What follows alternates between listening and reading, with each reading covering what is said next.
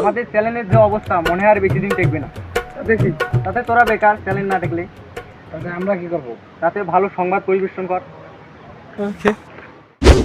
Hello দর্শক বিন্দু, আমরা চলেছি ফালতু টিভি থেকে আপনাদের এই ফালতু টিভি থেকে অভিনন্দন।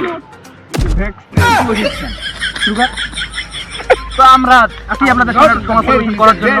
তা আমাদের খবর শুনে কে কি ভালো মন্তব্য করছিল আপনাদের দেখাবো। তাহলে চলে যাবো আমাদের প্রতিনিধির কাছে। আপনারা এখন দেখবেন লাইভ। ভাই ভিডিও লাইভ চলতেছে। আর তুই আমি আগে কবি না, আর আমি তো লাইভ করতেছি রে, দর্শকদের দেখা লাগবে না।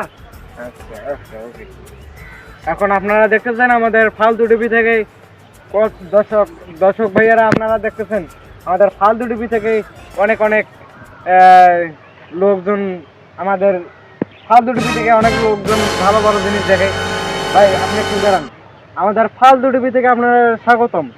আপনি কিছু ফালতু টিভি থেকে কিছু বলেন, আপনি কেমন চলে কেমন না চলেন।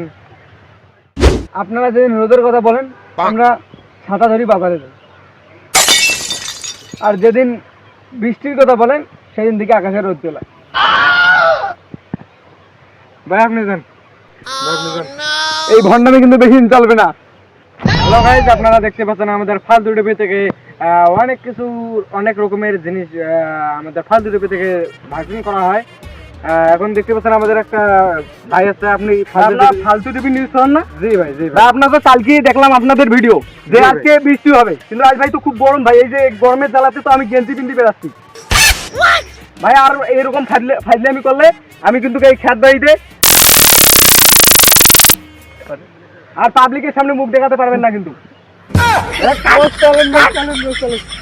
চলেন আমরা বাসা যাই, চলেন।